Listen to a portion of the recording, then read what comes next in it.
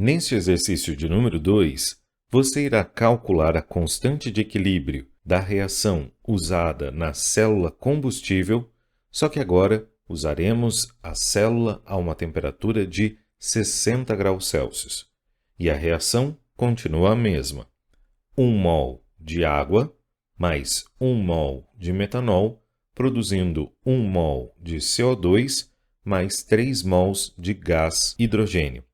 Lembrando que todos os reagentes e produtos encontram-se na fase gasosa. Então, nós vamos resolver este exercício, lembrando que o nosso objetivo é calcular a constante a 60 graus Celsius, ou a constante a 333 Kelvin.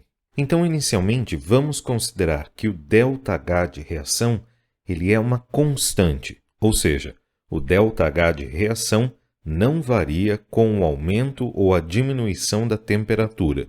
Desta aula, nós vimos que o ln de K2 sobre K1 vai ser igual a menos ΔH de reação sobre R vezes 1 sobre T2 menos 1 sobre T1, onde 2 e 1 representam diferentes condições de operação do reator. Colocando então as temperaturas que nós conhecemos do exercício, nós temos o ln da constante a 333 Kelvin, dividido pela constante de 298, que já foi calculada no exercício de número 1, igual a ΔH de reação sobre R, 1 sobre 333, menos 1 sobre 298 Kelvin. Dessa maneira, o nosso objetivo neste momento é calcular o ΔH de reação. Então, o ΔH padrão de reação ele é calculado como o somatório do coeficiente estequiométrico de I vezes o ΔH padrão de formação da espécie I. E agora nós vamos analisar cada um dos reagentes e dos produtos dessa reação, buscando na literatura os valores do ΔH de formação. No caso da água, nós temos 1 mol de água como reagente, então, a partir desta reação química, nós sabemos que o coeficiente estequiométrico da água é menos 1. O ΔH de formação da água, a partir desta tabela, na fase gasosa, equivale a menos 241,82 kJ por mol. Então, fazemos a soma. O coeficiente estequiométrico do metanol também é menos 1. E o ΔH de formação do metanol está aqui, na fase gasosa. Então, nós temos menos 200,66 kJ por mol. Fazemos a soma, mais o coeficiente estequiométrico do CO2, que é mais 1, uma vez que ele é produto, e o ΔH padrão de formação do CO2 na fase gasosa equivale a menos 393,51.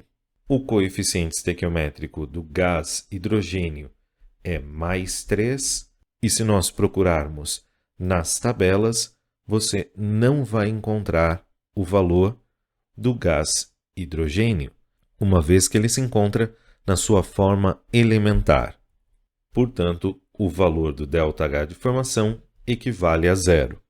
Fazendo esse cálculo, nós temos o valor de 48,97 kJ por mol, como sendo o valor do ΔH padrão de reação.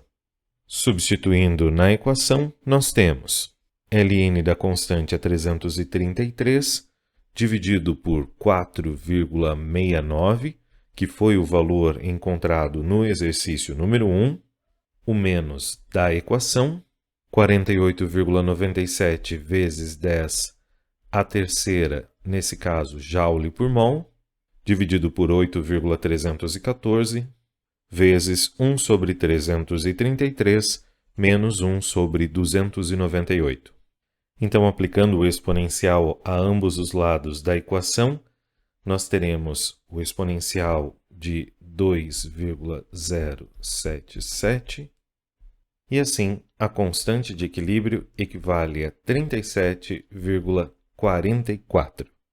Quando nós comparamos com o valor da constante de equilíbrio a 298, nós podemos perceber que o valor passou de 4,69 para 37,44.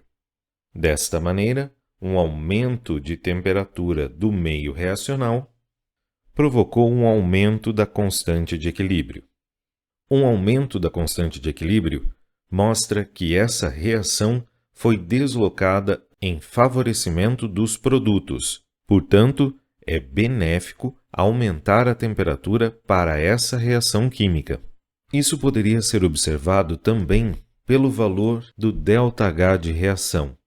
Observe que este valor é positivo, e um valor positivo do ΔH de reação corresponde a uma reação endotérmica.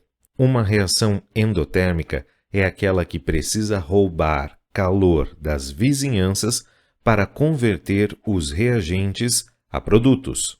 É claro que um meio reacional com temperatura maior vai fazer com que a gente forneça mais energia a esta reação e, por conseguinte, desloque o equilíbrio em favor dos produtos. Eu espero que você tenha gostado da resolução deste exercício e não deixe de conferir a resolução do exemplo de número 3, no qual nós vamos utilizar o ΔH de reação dependente da temperatura. E é muito importante que você veja quais as modificações que surgirão a partir da imposição deste novo critério.